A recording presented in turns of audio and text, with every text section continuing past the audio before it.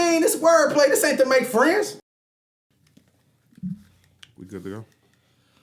I'm ready for another close-up, Mr. DeVille. Welcome to Wordplay Podcast, episode 86. I am your host, Dre Parker, and as always, by my side, Big J. What up? How you feeling this week? How y'all feeling, man? I want to shout out to all the people that have been fucking with us up to thus far. We gonna change the direction of the show a little bit. We want to get out of the gossipy shit, because we not gossipy niggas. I know y'all like, some of this shit we have to talk about because it's in mass media and everybody is, kind of chiming in on it. But a lot of shit we just really don't give a fuck about. Yeah, Dre saying it nice. We don't really give a fuck at all about half the shit we was talking about. I just feel like, we got to talk about the shit because everybody talking about the shit, but I really don't be as enthusiastic. So this week, we're going to talk about a little bit of the gossipy shit, but not necessarily just some trending shit. And we're going to talk about keeping up with the motherfucking Joneses. So I want y'all to stay tuned. This shit is going to be fucking epic, bro. I already know. Like, this is our route. Yeah. It's passion. You feel me? And then, you speak with a little more conviction when you it's something that you really know about or care about. Yeah. You feel me? And that's really all I nigga really be wanting to do is make sure that I reach people and I can, affect people's mentality in a certain way. Yeah, I ain't gonna downgrade the gossip shit. Yeah. As far as like those type of stories.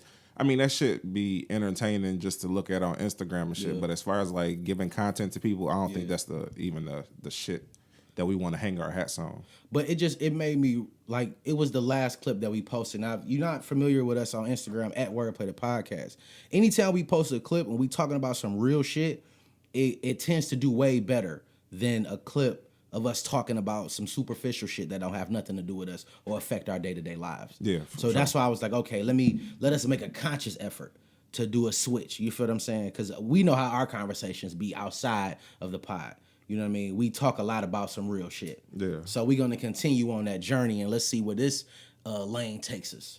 You know what I mean? But before we get into anything, in typical wordplay fashion, we like to play a couple games. That's things people do for views and one got to go. But this week, because we're going in a new direction, I thought of a new game. Okay. What's up? And this game is Would You Rather. Would you rather? Would you rather? Okay. I think it's going to be really fun. I think I'm still going to be able to fuck Big J head up a little bit every week. But before we get to Would You Rather, let's play a game called Things People Do for Views. Now, on Things People Do for Views, we just find some goofball shit online for motherfuckers strictly trying to get attention.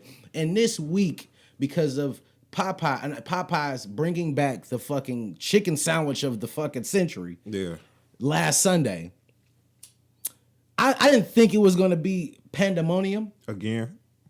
You know what I mean? I didn't think it was going to be like that. I mean, I thought everybody who wanted it had it. You know what I'm saying? But I think the people who didn't participate in those Popeye activities say, you know what, fuck it, I'm gonna give it a chance. Now they got it back. I know I'm gonna get one. Fuck it. I mean, but that's good for like a day and a half, nigga. That shit been like that all week. All week, bro. I ain't seen it let up yet. So it's a lot of people. It's not a lot of Popeye. It's more people in the city than chicken sandwiches. So this is why niggas is out here, bro. Mm-hmm. You feel me? So they getting it. But the reason why I'm putting Popeyes, and I'm not even putting Popeyes on Things People Do for Views, I'm putting the goofball motherfuckers that choose to get into fights and fisticuffs and toes and palms to get a fucking chicken sandwich. Nigga, I seen it to the point where they was fighting, like they was in the line going into the what you call that? The drive-thru, nigga, and they was crashing into each other and shit. Bitch, hold on, I'm first. Niggas, I'm telling you. It's not that serious, bro. Okay, so prime example. And the reason, like I said, this is where I thought about putting this nigga in the Things People Do with Views. Mm-hmm. The motherfucker who stabbed the motherfucker. So I ain't see that one. Oh yeah, the motherfucker got killed. Oh shit. Oh yeah, they got stabbed. But see, this is, I was watching people engaged all over chicken sandwiches. No, bitch, that wasn't about a chicken sandwich. That was the fact that I had to stand in line for a fucking hour and a half, and some goofy ass nigga think he finna come in and just get in front. Yeah. Oh no, that's not about to happen, nigga. So I'm going to stab you, my nigga. Y'all got into a nigga moment. We gonna have a nigga. No, we didn't have. See that you was about to say it. What? You was about to say it over some what? You said y'all was finna have a nigga moment over. Oh, a misunderstanding. Oh. Okay, clean it up. All right, I got you. No, what you do? I thought you were going to say over a chicken sandwich. Oh, no. Because that's what everybody else said. Oh no, it's not over. That's what I'm saying, because it's like it's beyond the chicken sandwich. It's disrespect at that point. That right, nigga. Like, you're not about to get in front of me, Nigga, you can get the same stabbing in line at Best Buy. You can get the same stabbing in line for a shoe. So my question: How did my man's approach it? Like, he walked in and just got in front of him, or he said, "I'm cutting"? Like, yeah, pretty much. Nigga, I'm getting my chicken sandwich. Oh shit. Well, yeah, that might have been like unavoidable. Young black kid though, he got killed. Damn. Cause he wanted to be tough guy. So in those moments, do you be the tough nigga, or do you? See, that's the thing. I got $100 million on the line. Yeah. I'm not finna have a nigga moment with a motherfucker. I think, see, we talked about it last week. I always evaluate the situation. You feel me? And I think that's the difference between me and a lot of motherfuckers out here. Yeah. Because I know how far I'm willing to take it. So I always evaluate the situation. Yeah, is the juice worth the squeeze? Is the juice worth the squeeze? Yeah. You feel me? But I'm at the same time, shit, God ain't done with me yet. So I'm a work in progress for sure. Yeah. You feel me? It's case by case scenario. It's a case by case scenario. Yeah. But I'm petty. Like at my daughter's school, they do the line shit to pick them up. Yeah, you was telling me about that. And if you cut in front of me in your car, oh, bitch, I'm blocking traffic to get back in front of you because your child is not more important than mine. Yeah. Let's just make that clear. Yeah. Bitch, you need to understand the rules of the road and the rules of the school. This is how we do. So in certain situations, I'm petty. Yeah. You feel me? And I know that's wrong because if that motherfucker fell away and they get out the car on some tough guy shit, be a nigga moment. I'm getting out and I'm beating your ass and my daughter getting kicked out of school. Yeah. Both of them. Because I done had a nigga mama at their school. Yeah. So it's a case by case thing. No, I'm not finna risk $100 million over a chicken sandwich. But I hope we'll fuck you up over my kids. What I'm gonna do is I'm gonna pray to whatever God you serve that you eat this motherfucking sandwich, catch salmonella, and your dick fall off and you die. That's how I'm gonna do that. Mm-hmm. You know what I'm saying? But in the moment you got it, go ahead. Yeah, but in things people do for views this week, I'm putting every single person that chooses to have a nigga moment over a fucking chicken sandwich. Not over the line, not over motherfuckers cutting, not over bad customer service, simply because you want a fucking chicken sandwich that bad that you willing to risk it all for it. Yeah. Every single one of you motherfuckers. There you go. Now, that was amazing. Yeah, it was. I'm feeling it. The juices is flowing. I'm ready to fucking pod, Big J. What about you? I'm good, bro. I'm ready. You sure? Locked and loaded, bitch. Locked and loaded.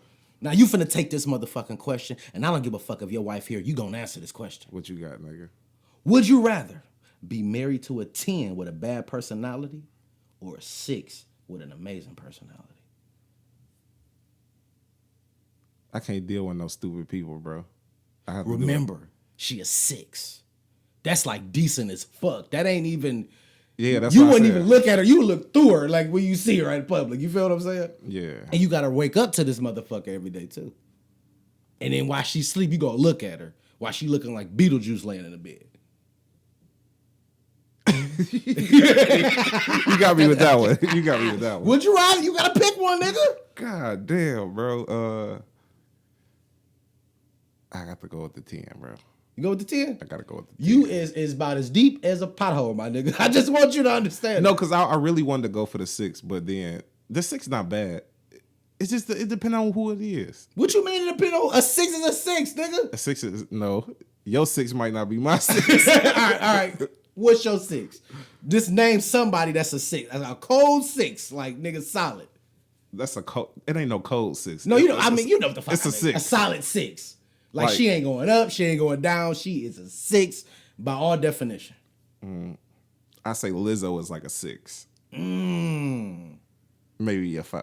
Oh, yeah. Ooh. See, I give Lizzo about a 7.5. 7.5. I give you that. I give you that. I'm wrong. 7.5. Let me think of something. And it has absolutely nothing to do with the fact that she's a big woman. Oh no, she's actually beautiful. Like beautiful. Yeah, she's a beautiful woman. Her feet ugly. You know, that's a big one for me. You dig what I'm saying? I can't do it. Oh man, she got hammer time. She ain't really got that. They ain't my cup of tea. Let me think of somebody else. Who would you consider a 6? Give me a 6. A 6? Who's a solid 6 in a game? I would say. Damn, I don't really. That's what I'm saying. It's hard to pick a 6. I mean, I don't know no 6s in the industry. I know a few 6s that live around this motherfucker. Yeah, I know in real life. When I'm talking about some, I can't. Shit. Realistically, bro, like I don't even look at 6s. Will Lil Kim be a 6? Like Lil Kim now? Definitely. That'll be a 6 or That'd be a 6. Okay, we can go with Lil Kim. So you'll take Kim? I take with an amazing personality? I take Kim with a good personality. Man, she look like the Sawmass, my nigga. What the fuck, man? And it's no disrespect to Kim, my baby. You went overboard with that shit. But that can be she getting it reversed. She's starting to look better. It ain't looking as swole. I need that old Lil Kim, nigga. Yeah, me too. That ladies' night Kim in the video. Ooh, that motherfucker was fine. Oh, girl is 6. Who? Tasha from Power. Okay. That's a 6. That's a 6. She got some ugly feet though. I can deal with her. You can deal with that? I can deal with that. Even with the hammer toes? Yeah. I can deal with that. Okay, so you would take the 6 with an amazing personality. Yeah. All right, I see you. What about you? I'm about as deep as a pothole, my nigga. You go with that I'm going with the 10, nigga. I know, nigga. I can't have no ugly motherfucker. Yeah. Cause that shit cause you be looking at her like, ugh. Like, you know what I'm saying? Like, I don't want to ever feel like that about my woman. Yeah. I mean, I don't either. I mean, but Tasha ain't ugly like that to make that you be like, ugh. She just ain't no one. Did you see that picture when her motherfucking pony? See shit like that, bro. How you probably never see her like that? Who ain't never seen her like that? I said you probably would never see her like that. Like she probably keep herself together in real life to the point. That was real life, nigga. She was out and about like that, nigga. I thought that was on Power. She was looking. No, that wasn't on Power, my nigga. Unless there's a scene from an episode. Yeah, that's what I thought it was. I was hoping it was that nigga. That's her in real life. Okay, boom, nigga. She got too much money to be looking like that. How many girls wear ponytails? Your bitch can't wear no ponytail. Yeah. That's how she gonna be in the house, my nigga. You trying to make me vain because I know you. You are vain. I nigga. know I am. I know I am, bro. But I'm trying.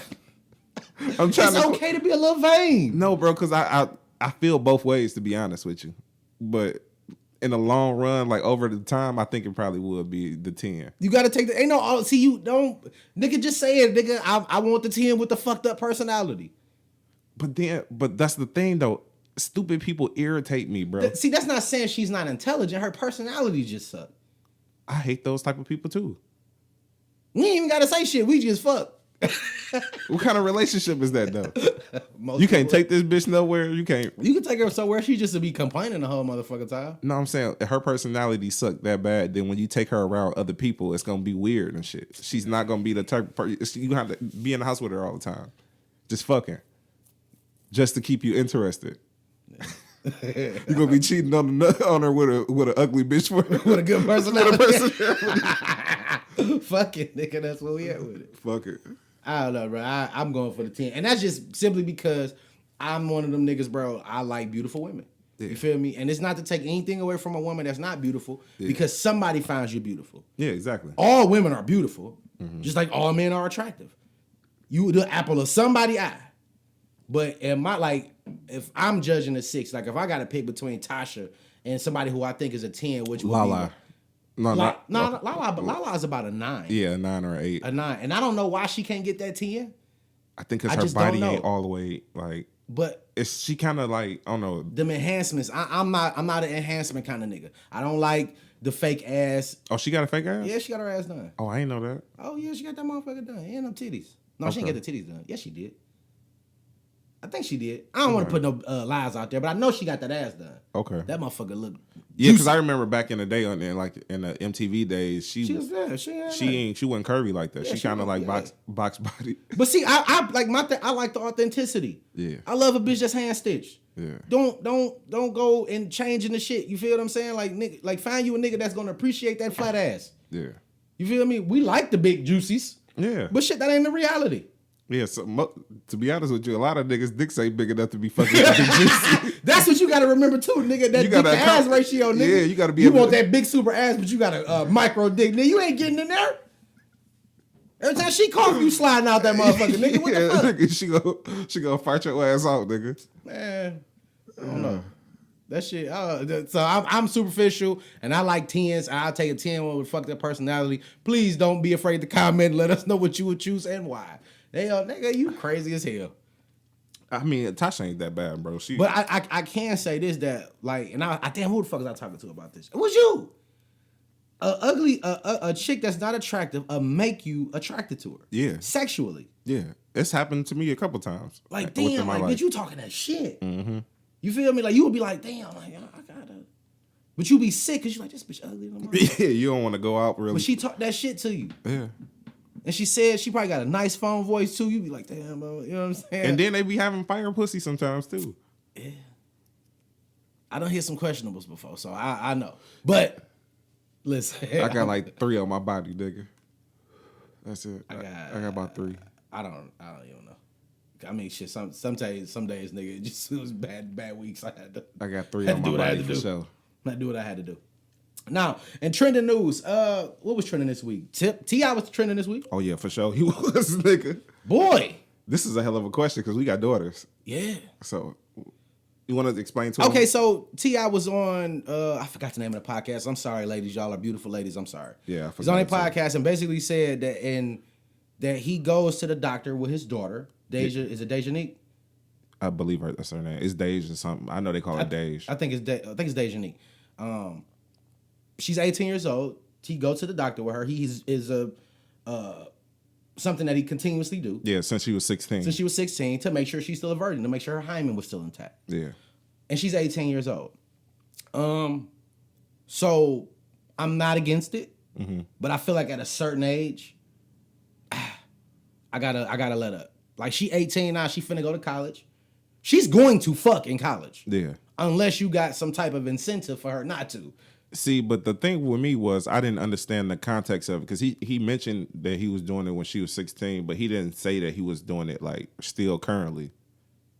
He said he just went. Oh, did he say that? It was like because she just turned 18. I thought he was explaining that he been going with her, and this is the process since she was 16 that he was doing. But no, like, because I didn't know if he was specific saying on her being 18 and him going. Oh, okay. You know what I'm saying? So Yeah. I think that's what people like. If she fucking 13, 14, 15, 16, ain't nobody tripping over that. She a kid. Yeah. She shouldn't be fucking no way. But at But you 18, saying at they looking 18. at it like, nigga, she's supposed to be quote unquote a woman. A lot of them was just saying that he shouldn't be doing that shit, period. They didn't have no like. But you know, time that's some limit on weird it. shit too though. Like when you have daughters, like I've seen social experiments where a dad be at the pool and he be looking at the kids and shit like that, and he has kids. Yeah. Like people will walk up to him and ask we him talked like, about "What you that. doing here?" Yeah. Like, bitch, what you mean? Like, so I think being a dad, period, it's like taboo if you're a father. Yeah. Or or one of those that's like, now what if I have full custody of my child? Yeah. You feel Even what I'm on a saying? broader spectrum, they look at it like a man shouldn't be telling a woman or like monitoring her like that. I mean, my thing is that you gonna take care of a baby she come in this motherfucker? You gonna pay her doctor bills she catch a STD out this bitch? No. Exactly. So why the fuck you worried about how I run my household? Yeah, exactly. My daughter gets straight A's, nigga. She going to the best motherfucking schools, not because I got money. The best point that I heard was it was T.I. fault for even bringing this like this information forth. But not necessarily in this life. And with media, I think, and we had this conversation too. Like, people want to make sure that you're still human. Yeah. So you kind of divulge information that might be personal it's kind of like vulnerability. But in the climate that we in, he should have known because T.I. not stupid. He Nah, is smart. but He is smart. He is smart also man. got a podcast to promote. Yeah, which is any publicity. That actually was the first thing I thought about. What, that it was a publicity Yeah, type like thing? this nigga promoting the shit out this pod. Yeah, but he know the climate we in. He ain't have to say that because he knew what it was gonna do, as far as like the conversation it was gonna bring. Yeah. And he knew he was gonna irritate the women with it. Yeah, but Tip has a way with words, and I think he can explain it in a different way. Where Yeah, but I think it's exactly what you said though. What? One of those things that where it just drum up conversation for his podcast. For his podcast, 100%. Yeah. That's what I feel. You know what I mean? But that's just me being on this side of the camera. You know what I'm saying? I mean, because the play don't make sense no other way. Right. Like, he didn't need to say it. He don't need the scrutiny. You know what I'm saying? He got a Netflix show he doing and all that shit. Yeah. He could be politically correct, but he know being exactly what he is going to draw attention to the podcast because now people want to go and hear what he going to say about what he this gonna say shit. about it, his explanation, and He might even bring her on there. You know what I'm saying? yeah, which is smart. Yeah. I mean, but we also talked about this being an overly sexualized environment too. Yeah. You feel what I'm saying? So I feel like keep the same energy. And this is like I would keep the same. I would have said I do this. I'm not necessarily The same thing with your sons, but you have to do some form of like monitoring. some form of monitoring their sexual activity. Don't lie to me. Yeah. Keep it a bill. Yeah. You feel what I'm saying? I wonder if people would have been mad if he would have said, "Well, I make my sons take lie detector tests about their virginity." Nope. I think it would have been. I think if he actually would have said that, Yeah. it would have made it. It would have made his argument more stable. Mm-hmm. You get what I'm saying? Because it's just like he being misogynist at that point. Now, if you not doing it for your son, it makes you misogynist and it makes you one sided. So I already said that. Of course, I'm not. My objective is not to raise whores. Yeah. You feel what I'm saying? But I'm not raising my son to be a whore either. I'm not encouraging him to nigga go on and I'm not doing that. Yeah. You know what I'm saying? Like he get the same type of monitoring that you you get the do. same type of monitoring that your sisters get, my nigga. Yeah. You feel what I'm saying? Period. They gonna be on your ass to make sure ain't no girls around, and I'm gonna do my preventative measure. Like ain't no girls around. I mean, like in no sexual way. I'm talking about like ain't in your room. You know how like kids like to sneak or something, and they might have somebody up there. Yeah. I want the other kids to know, like, you look out for your little brother. Make sure he ain't up there with no girls, because in the climate that we in, they gonna be trying to pull his dick out. No, if they get caught, she can easily just say he was trying to do something to her. Yeah, and then it's a whole nother game with that. So you gotta like, it's crazy with the guys. Like with little boys, it's actually you should be monitoring them even more than girls, right? Because it's easier for them to fall into some shit like that, or get a girl pregnant, or get an STD. It's like it's more shit that come with it. Yeah, facts. So, facts. Yeah. So, but shouts out to Tip. You know what I'm saying? Like, nigga, keep hope alive. And you're not wrong at all. My question, would you do that for your daughters? Yeah. Okay. I never even thought of it. My wife keeps the and Tootie only 8 and Kenny 5, but right now, as far as medical anything, you know, I'm always there at most of the, well, I guess I'm always there at most.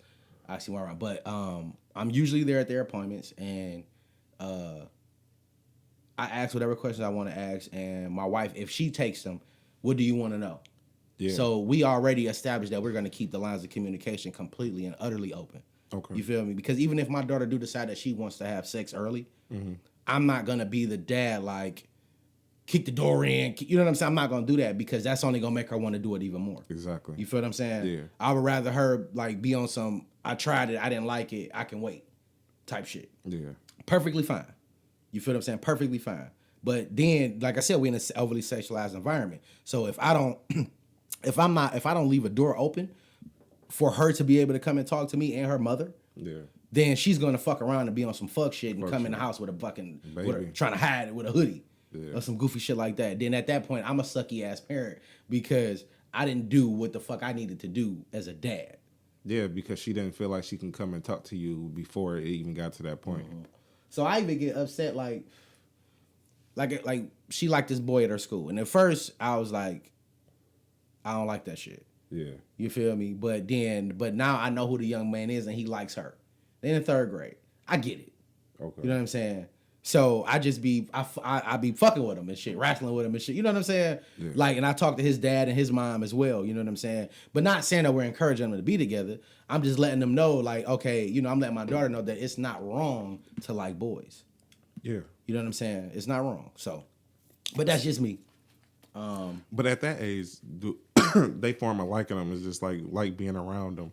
It don't have all the attachments that people have with it's an attraction. Liking them. It's an attraction, though. I never ever. But it don't have to be a sexual attraction. No, that's what I'm saying. So it's innocent at that age. So and you that's why I had to meet his parents too.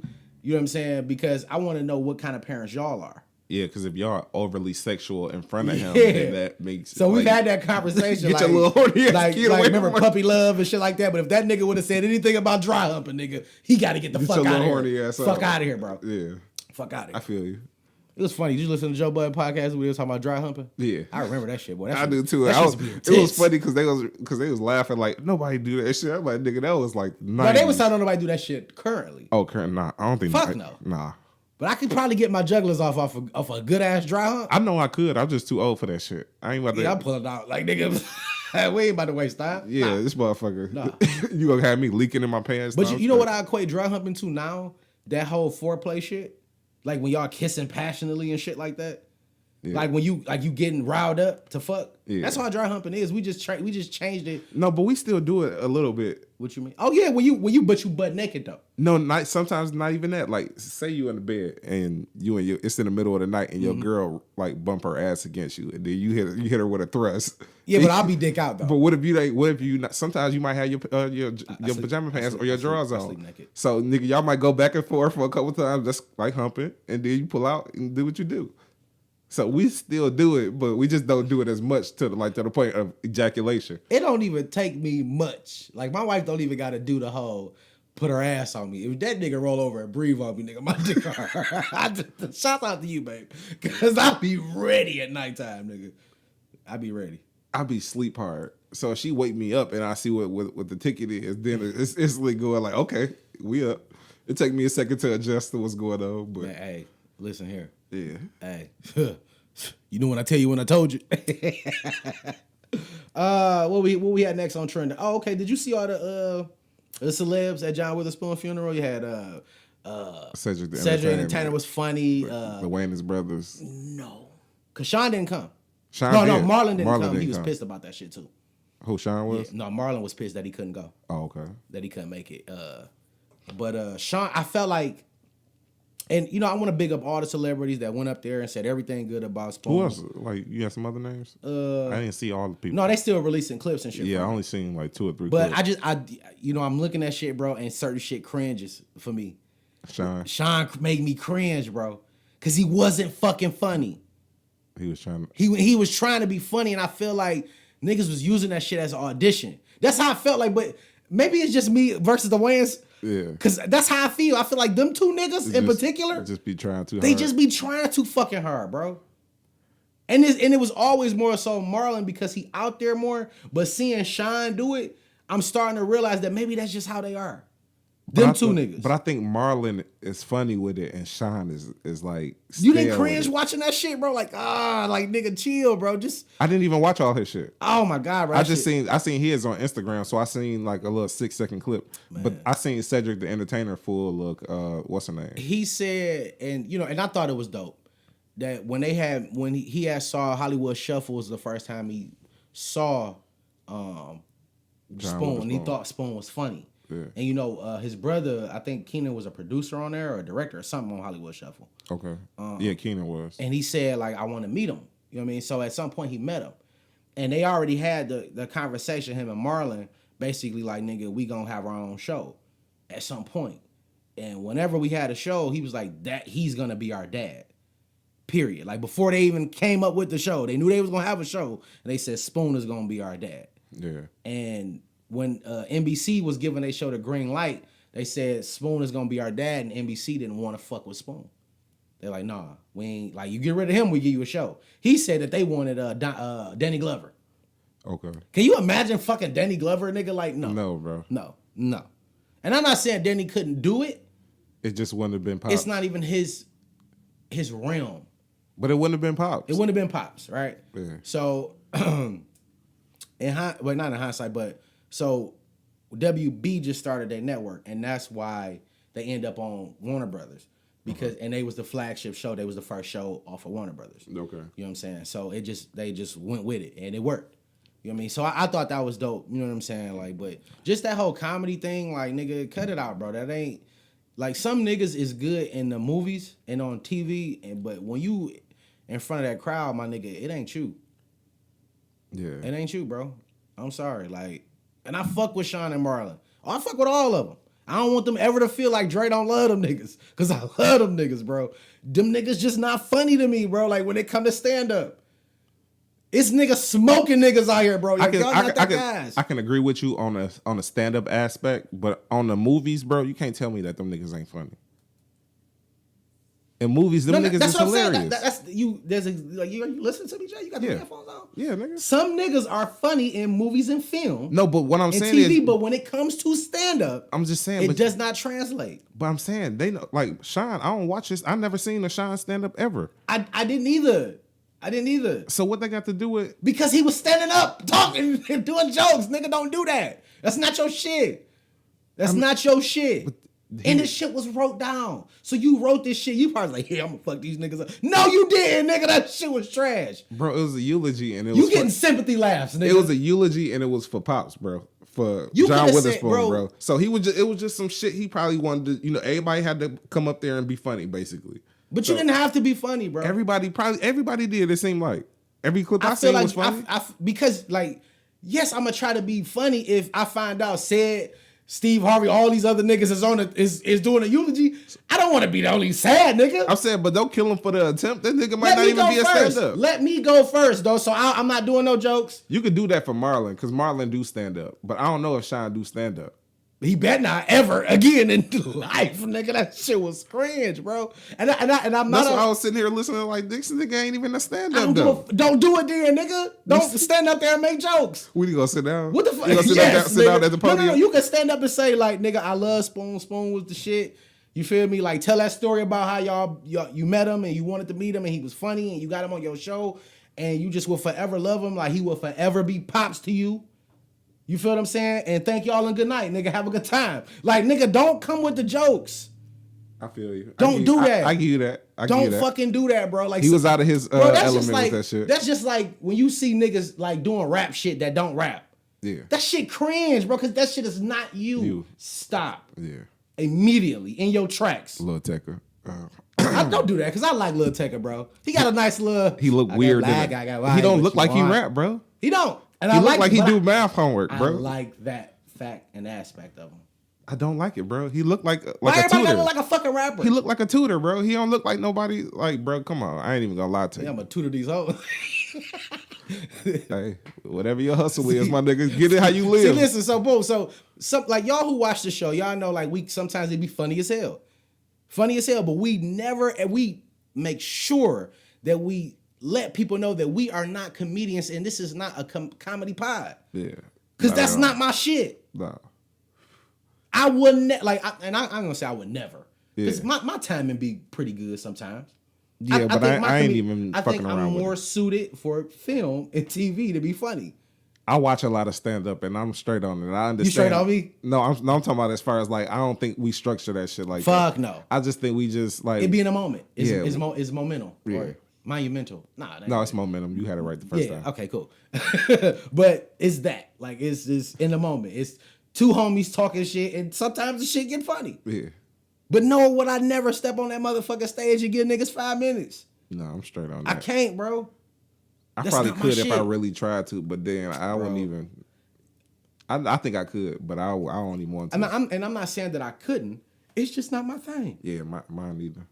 So Sean, I should have put your ass in things people do for views this week. That's what I should have did. Yeah, that's what I should have. You dropped the ball with that one. I definitely, most certainly did, but players fuck up. Yeah, you feel what I'm saying? But he needed to get the fuck and at some point, like while he was doing, like he was right in the beginning too. They had like somebody, while they talking, is like, or they play the piano and shit like that. Yeah, he was like, "Oh, y'all playing me off?" Like, you know what I'm saying? Like, no, nigga, they just background music. That's how I was like, get the fuck off the stage, bro. Where's the Sandman when you need him? But this ain't even I feel you.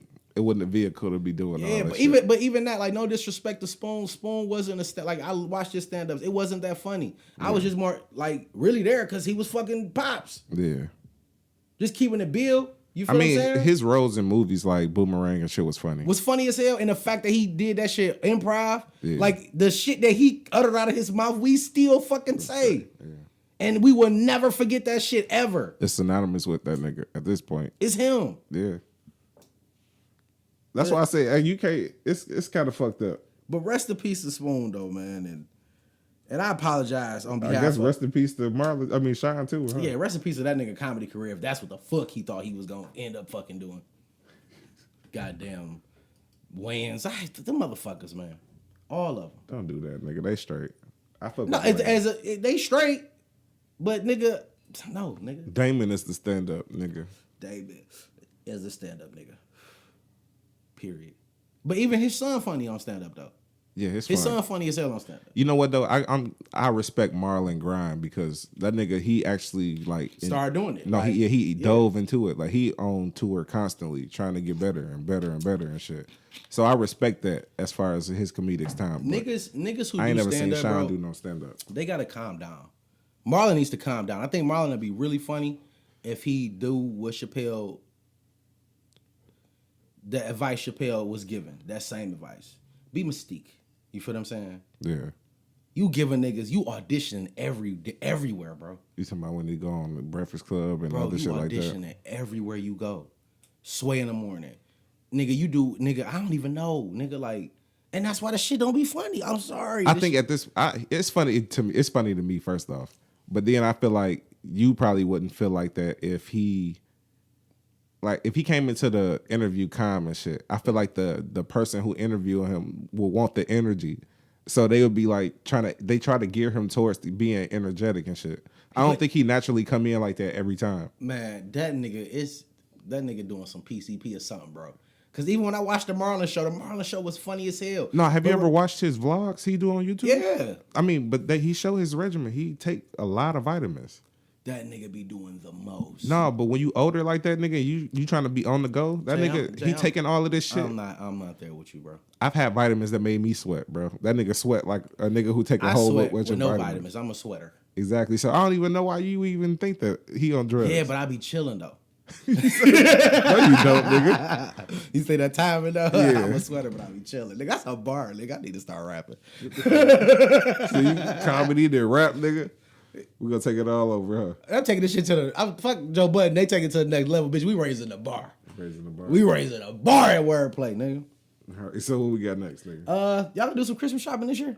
Yeah, definitely. I think it's gonna be actually fun this year. Why you said? Because before Jada was younger, so she really couldn't like the shit we was getting. It was just like light up shit just because it stimulates, but it was nothing that she actually wanted. We can actually take her in the store and she can walk around and be like, "Yeah, I want that. Give me that. Yeah, so I can kind of see what she want. Be mindful. I ain't going crazy, bro. And I was talking about, man, there's so many fucking toys in my basement, bro. Yeah. That they don't even fuck with, bro.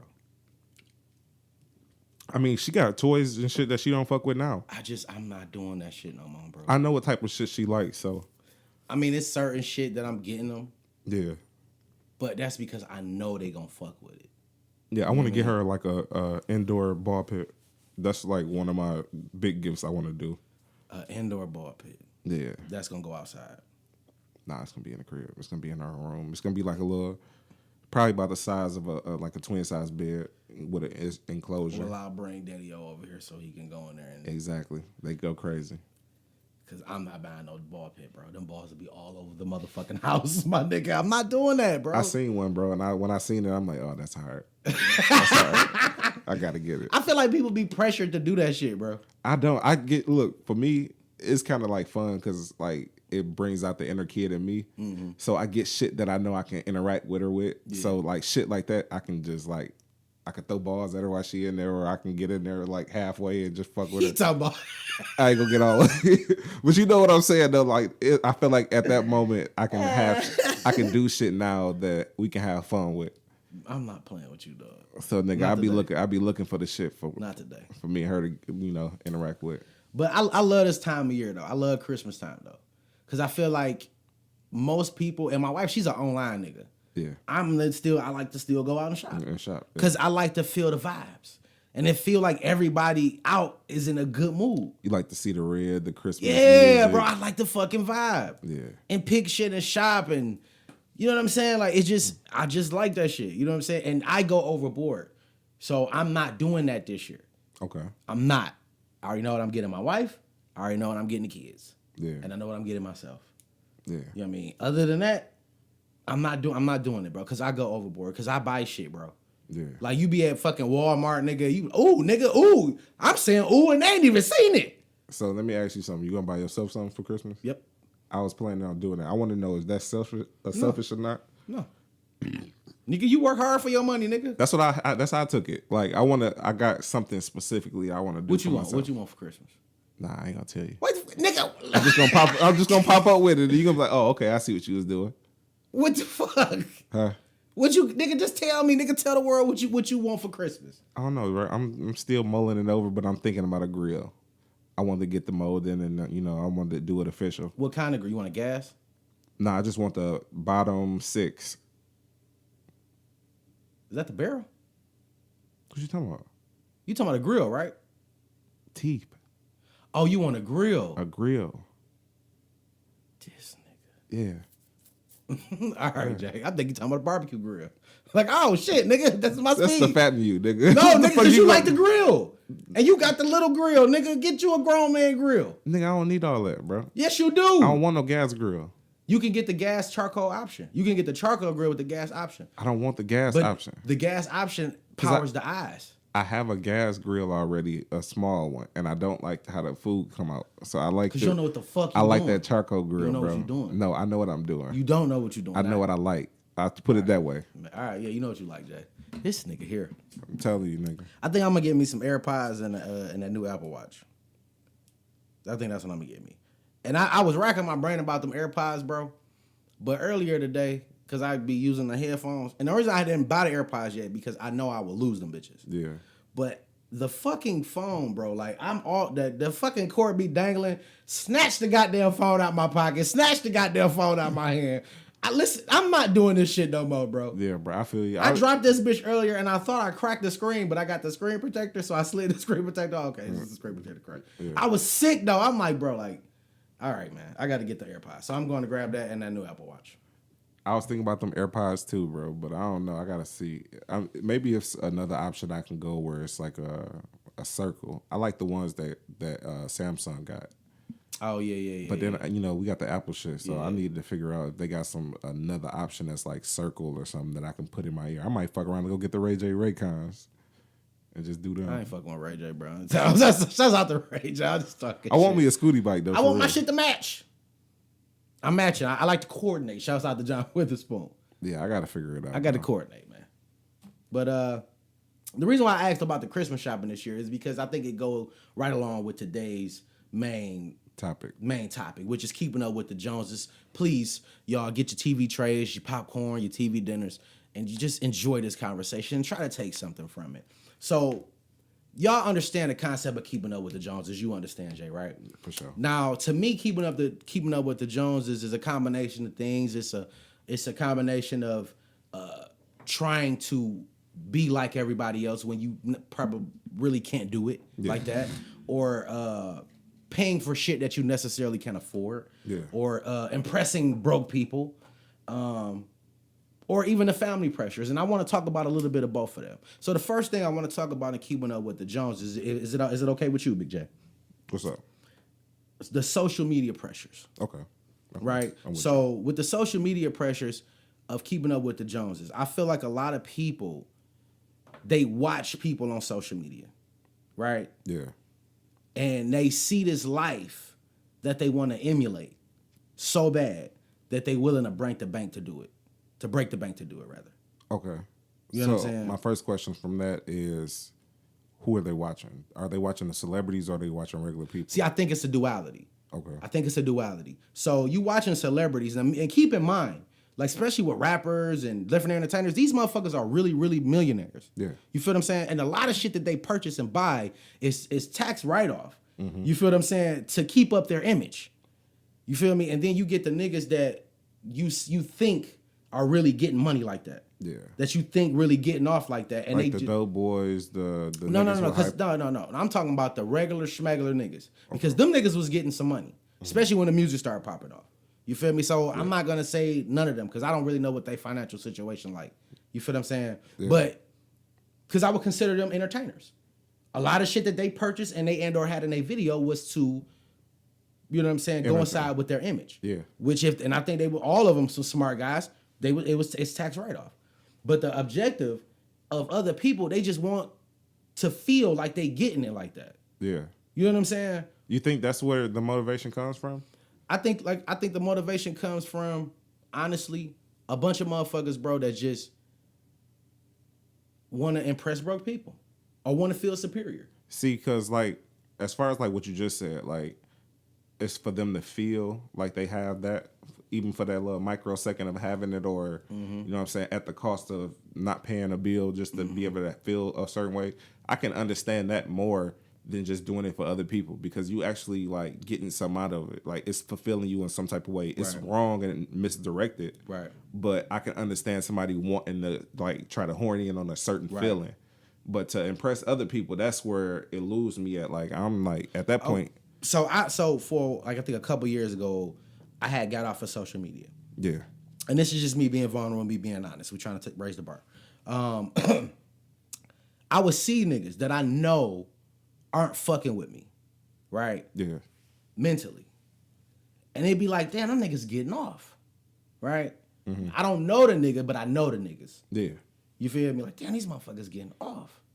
And I'm like, what am I doing wrong? You feel what I'm saying? Yeah. But see, instead of me, like, going and try to chase that, I just remove myself from that situation to not feel that way. Yeah. To not be looking at myself like I'm doing something Like wrong. you're lesser. Like I'm lesser. Yeah. You dig what I'm saying? When shit like that don't give you value. Yeah, don't. It doesn't give you value. You know what I'm saying? Yeah. But I'm pretty sure that even me saying that, a lot of people felt that way. Yeah. Like, damn, this motherfucker getting off. Damn, wait a minute, nigga, hold on. You out of town again? Yeah, I mean, because in that type of situation, a couple bad decisions can put them right back in the position that you in. Exactly. So I'm looking at this shit like, I'm like, I was taking it back. But see, me, I took a different route. I said, I'm going to remove myself from the situation because as long as I can't see that, I can focus on me. And I think a lot of people get into that. Like, it's hard for them to focus on what's in front of them because they looking at everything else. Yeah. You dig what I'm saying? Yeah. So when you see that chick or that dude in the foreign or whatever like that, just remember them motherfuckers probably took penitentiary chances. Yeah. To get that. To get to you that feel what I'm point. saying? To get to that point. All you got to focus on what the fuck you got going on. You feel what I'm saying? And I feel like social media does that. It just do it. But it's a constant addiction though. Like the shit is something that it's hard to get away from, first off. Mm-hmm. Because even if you Google certain shit, it takes you right back to the social media shit. Yeah. Like as references to whatever you're looking for. Yeah. So it's like it's hard as hell to detach. Mm-hmm. You damn near have to go get you like a regular flip phone just to make sure you don't even just do that to make shit. sure, yeah. Because the shit's so hard, even in your emails and shit. So. But I equate that with even with females. You know what I'm saying? I hate saying females, but girls, women that look at women on social media with all these likes, all these followers, and they showing ass. Yeah. You feel what I'm saying? And you not even that kind of woman where you like, I'm gonna put myself out there like that, but you want the likes. Yeah. You want to feel validated. Yeah. And the only way you gonna feel validated is if your like number go up and your follower number go up and your following stay down. Yeah, it used to be putting on a dress and going out and feeling good in the bar because somebody like looked at you or tried to like, but that don't even do it for nobody no more, for real. You got to show ass and titties. You gotta, because they go to the club and then put themselves on the ground in the outfit in the club ambiance, and then they like dictate it off of whatever the likes is. You know, that's how they feel good off. That's how they feel good. And I feel like and so with men, we don't give a fuck about looking like another nigga. Yeah. We want the assets, the attributes, the drip. Yeah. You know what I'm saying? That's the new term. The drip. That's what we attracted to. And we use social media because we can't help but show the drip off. Right. So that's what we utilize it for. That's our same like validation thing that the girls got. Yeah. Just a different version of it. So I don't even do that like I make it a habit. Like even when we out of town, I don't fucking drop the location. Yeah. You feel me? I don't fucking like make sure you get no. Yeah, I mostly post pictures when I get back. But I don't do it at all. Yeah. Because if I'm doing it like, because I feel like in the beginning it was to share our life with people. Now it's to shit on people. Nah, what I do it for is because I've lost like videos and pictures and shit in phones. So it's a way to chronicle like the shit that I want to keep. I would say I understand that, but like just moments. At this point, everything is backed up with me. You feel what I'm saying? Everything. Yeah. From whatever I got on my phone, whatever I got on my tablet is on my computer. And then if it ain't on my computer, it's on the hard drive. Yeah. And if it ain't on a hard drive, it's on a flash or a memory card. So I don't have to, you know what I'm saying, and I feel like that's what people are trying to prove to people, that they live in a certain life that they really not. See, but that's the thing though. It's like, it's all depend on what you posting. Like if you utilizing social media for what it actually is used for, then that's what understandable. You're doing. But how many people, when you're going broke to like get cars and shit just to put it up on the ground and shit, that's where the line goes to the bad part of it. Yeah. Like though, like it's like utilizing social media, not a bad thing. No, so it's that's not. What I'm saying. It's like, not. That's what you're supposed to do, post pictures. Yeah. But what I'm saying is like we don't get away from the point that niggas is going broke to post pictures. To post pictures. You know what I'm saying? Or not even going broke. Like they'll go to a place where something is there and they'll post up and like it's them. Yeah. You dig what I'm saying? Like you see how we doing it. You trying to portray a certain like cut it out, man. Cut it out, bro. Yeah. Like that shit is I consciously stay away from that. Yeah. Because like when I was doing real estate, bro, and this ain't the shit on nobody. Yeah. You feel me? When I was doing real estate, the people that were hitting me up, I know. You feel me? And I know what they was posting. But then when I get your financials, you see what it is. Oh shit. So that's when I was like, nah, Dre, like you gotta consciously stay away from this shit. Because this shit'll fuck you up. Motherfuckers will have you thinking that they really getting it, but they not. But you got to think about it. Social media is the best presentation, like best representation of the person that it's like depicting. So your social media is not gonna show the bad shit. No, because it's not gonna controlled. show. It's controlled. It's controlled at its the rawest form. Yeah, I can put what I want when I want to put it. Yeah. To make it look like whatever I need it to look like. Exactly. So by judging somebody off of that is the worst type of way. You have to kind of like get closer to people and look at the type of people they deal with. And that'll tell you more than just looking at their pictures and shit. So even with the social media pressures, I had met this young lady a couple of weeks ago. So Detroit had hosted the 30 under 30, the Forbes shit. Yeah. So like y'all know, I Uber and I Lyft. So I picked this young lady up. Her name is Maya French. Y'all can Google her. Mm-hmm. So I picked her up. I'm taking her to Whole Foods. We having a conversation. She dressing her biz and shit. We talking about the Forbes shit. Yeah. I make a joke because, you know, I have a media company and I've always vowed to be, you know, a millionaire, a billionaire, whatever. You know what I'm saying? Like, you know, with the unlimited resources. Yeah. So I'm talking to her and she like, well, yeah, I started a protein, vegan type shit. I said, oh, okay, that's cool. You know what I'm saying? So I got to go get. I said, you ain't got nothing there? She said, yeah, but I had to go get. I guess it's a new something that they didn't, or old one. So she had to go to Whole Foods. So I took her to Whole Foods. So when she gets out the car, I Google her. Mm-hmm. So her company is worth like $14 million. Okay. So she like 28. So I'm like, oh shit. So when she gets back in the car, I start talking about the pressure. You feel me? So if you an ambitious individual, you feel what I'm saying? Like, and we talked about it last week about you having your life planned out. Yeah. You know what I'm saying? Then you bump into somebody who a few years younger than you that's significantly ahead of you in this race as far as financial success. Then you looking at it like, damn. You feel me? That can add pressure. Yeah. You feel what I'm saying? But that's not my journey. I was just about to say. You feel me? She took her, she's in that life. Yeah. You feel what I'm saying? Where the vegan shit, and she wanted something different that they didn't have. So she filled the void. So naturally, when you fill a void, you're gonna have. I feel like you're gonna have that success out off the bill. Yeah, because you kind of cornering the market because nobody doing it. Yeah, you're not even cornering it, nigga. You just making you're like the pioneer of it. Yeah, you feel to corner the market, you would have monopolizing it. Basically, no, because to monopolize is to like if she started it and then other people started it and she just bought all they shit. But she just started her shit. That's monopolizing. Yeah, you're right. You know what I'm saying? But or even cornering the market. You feel me? Cornering the market would be more of she created like just like you know anything that we always have off brand. So if you produce a legitimate product, but you also produce the off brand product.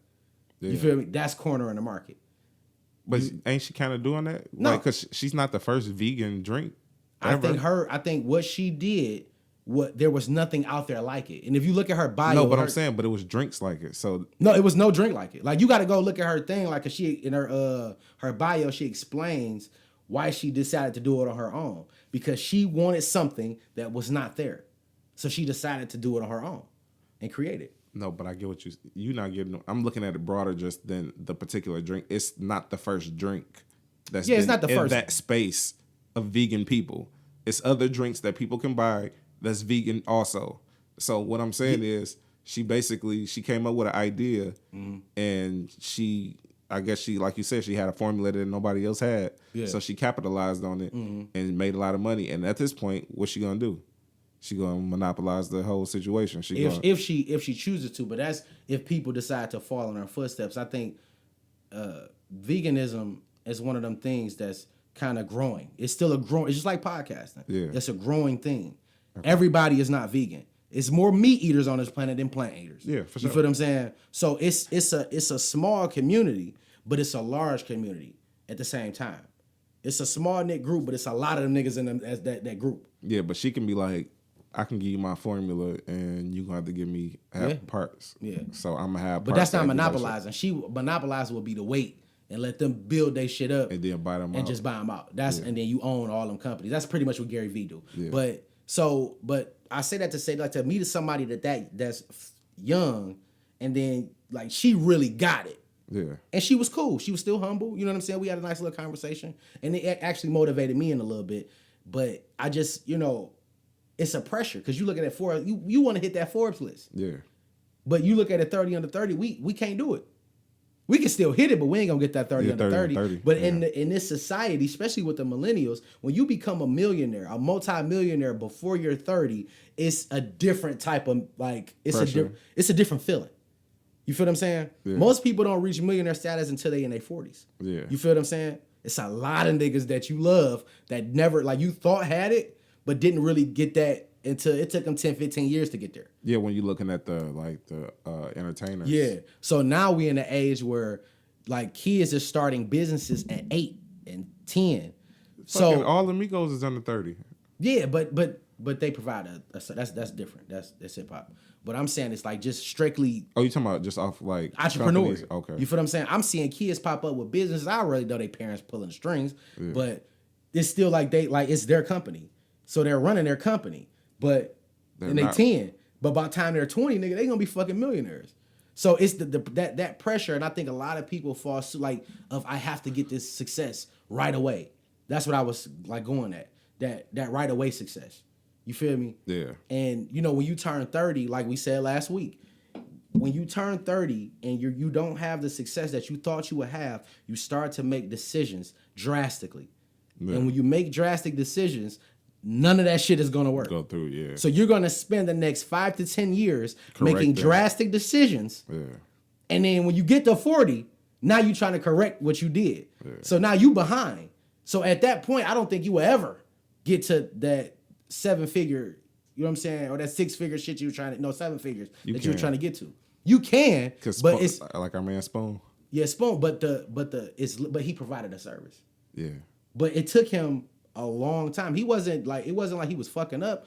His style of comedy or what he represented wasn't something that people was cashing in on. Yeah, I'm just saying it was just like you can become a millionaire in your 50s. It's possible. It's possible. Yeah. You feel what I'm saying? But nigga, you've been doing this shit for 40 years. 40 years. Most people don't have that fucking tenacity to stick with it. Yeah.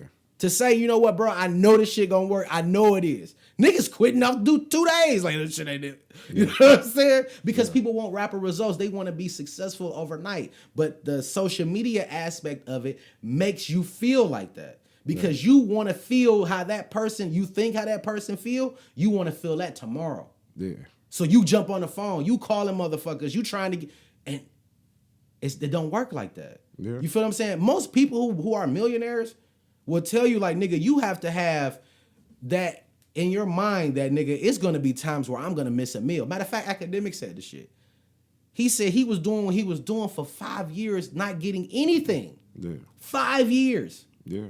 Most people will quit. You got to know, like, nigga, I'm not quitting shit. I'm going to stick this shit out because at some point it's going to work. I mean, like Joe Rogan, for instance. Joe Rogan, nigga, his shit popped in the last, I would say, like 5 or 6 years. Right. That nigga been doing podcasts since 2000. Like, nigga.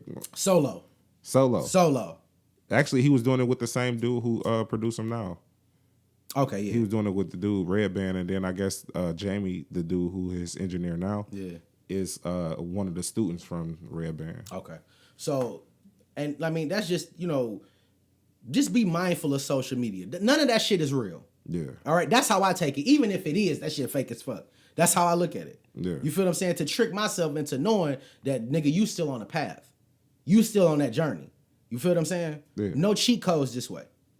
But why not just use it as motivation? You know what I'm saying? Like, that's why I don't understand, like, why people don't look at it like that. It don't have to be like... Because it's nothing to be motivated by other than material shit. No, I'm saying if it's something that piques your interest, like a car, you be like, okay, that's like you like the Wraith, nigga. Oh yeah, like that's your motivation. Like whenever you see that bitch, you like, I'm going to get it. One day. But with the Wraith, we talking $375,000, right? Yeah. But you know, I got that rule that I adopted. You gotta have a certain amount of money to be able to spend that much. I'm parking a Wraith. If I'm spending $300,000 on a car, my house got to be about $3 million. Yeah. So that's different motivation. So that's why I keep chasing the M's. No, but that's what I'm saying. That's the motivation that you to have. Is to use that to fuel. I mean, but who the fuck you follow in a Wraith? What you mean? Like, nigga, do you know anybody with a Wraith? No, but niggas follow like Fab and shit like that. But I don't follow them niggas. They rappers. It's different. You feel me? But that's what I'm saying. But that's the people that they watching. Yeah. I give you that 100%. You know what I'm saying? I give you that 100%. But when you look at your timeline on Instagram and on Facebook, it's always people you either know or some people in the same field as you. You depend on who you follow. I don't follow celebrities because I mean I know they say use the shit for motivation and I get it. I mean, some people only follow celebrities. That's some weird shit to me. Because a lot of these kids live on the internet, so they don't be having a lot of real friends, so they following celebrities. So I don't subscribe to that, and I don't subscribe to that not because it's like I'm jealous or I'm hating them. No, we just older. It's just what you're doing, like what you post on the ground does not pique my interest. Like you posting you out at the Met Gala does not pique my interest. You feel me? Because I already know that place exists. I already know that that's a real thing. I already know that you got to get invited to it. And I already know, nigga, everybody there giving some money. Yeah. You feel what I'm saying? So I got to be in a different space, in a different space in life for that to even matter to me. Yeah, you feel me? Like for me, I feel like it only matters to me if I want to go into that field. Yeah. But me not wanting to go in that field, I just look at it as it's like that's a dope event. That's a dope, exactly, 100%. You know so, but like I said, just be mindful of the social media pressures.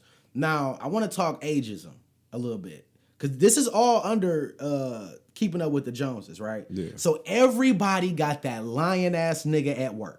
Yeah. Everybody do. Yeah. And it's usually a motherfucker that's older than you. Mm-hmm. That whatever you tell them, they got a story that's gonna be equal to it or better. Better. Yeah. Right? Keep in mind. Boom. I'm not gonna say dog name. I hope he alive. I haven't seen him in years. Yeah. But it was this guy when I worked at the casino. Cool ass dude. Cool dude. Until he started opening his motherfucking mouth. So we spent a lot of time working together. So in the midst of that, you telling stories like, yeah, da-da-da-da-da. So he brought up Disney World once. Okay. And anybody who know me, Jay, I've been to Disney World 3 times. Mm-hmm. And that's just because my mom had never been as a kid. And when we went, she was addicted to that shit. So we kept going back. Yeah. Had a fucking blast each time. And my family, they go, you know what I'm saying? Yeah, it was like going back. They finna go for Florida. Christmas this year too. Okay. I ain't going. But so I told him, I said, yeah, I've been 3 times, you know what I'm saying? And I tell him like this time we went here, this time we went there. Like you should and his story was, oh shit, nigga, my daddy bought Disney World out for a day. Nigga, who the fuck is your daddy? Nigga, you know how much it costs to buy Disney? He said that? That's what he told me. He working with you? And he working with me. Oh, okay. I was just clearing it up. I ain't know. When I had started getting into stocks, you feel me? I bought a book on trading. You know what I'm saying? Yeah. I was telling him about that. Like, yeah, I want to da. Yeah, man, I own stock in compact computers. Is this even a publicly traded company? No. If you got and that's a big company at that time. Yeah. So why the fuck is you right here busting suds with me, nigga? Mm-hmm. That's what when I say ageism. So a lot of people, they get into that age where they feel like that whole I got this shit planned out and nothing goes that way. Yeah. So when you meet somebody that's younger than you, that's ambitious, and they got that ambition, that fire in their eye, right? Yeah. It make you feel like shit. Yeah. If you're not still trying to get it. Yeah. So you lie and you make up stories to make yourself superior. Yeah. You trying to keep up with some shit that you're not even involved in. Yep. I know you got a line ass nigga at work. Is he a watcher? Is he a viewer? No, I don't think so. Let me hear what he said, Jay. It's not really like he make it seem like every time you tell him about something, he been there and done that.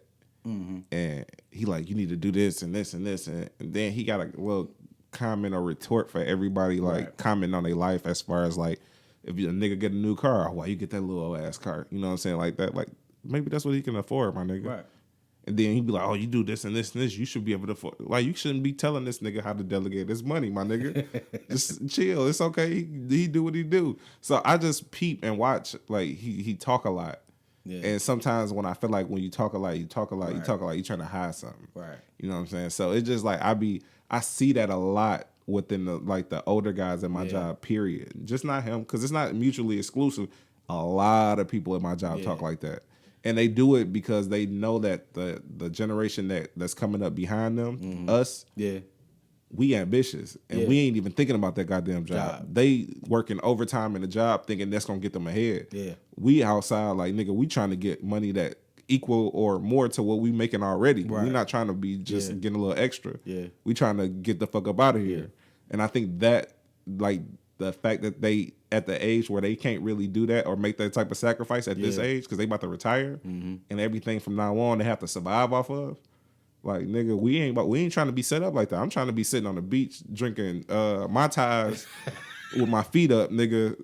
Nigga, you in these Mai Tais, my nigga. Nigga, I'm just telling you, bro. I'm just gonna be chilling, my nigga. I'm not trying to be a Walmart greeter. You know what I'm saying? Right. So, and I think a lot of them, like, especially with, like, you work these jobs and you work with these older people, and, you know, we do it, especially when y'all work together and y'all working 5 days a week, 6 days a week, however it is. Yeah. So you tend to trade stories. You tend to divulge information. Yeah. Right. That's what happens traditionally. So, in that, especially if you ambitious and you got a business, when you get to talking to people like that about what you got going on, like the first thing that pop in their head is, I ain't shit.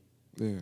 Because I'm 50 plus years old and we make the same amount of money. You probably make more.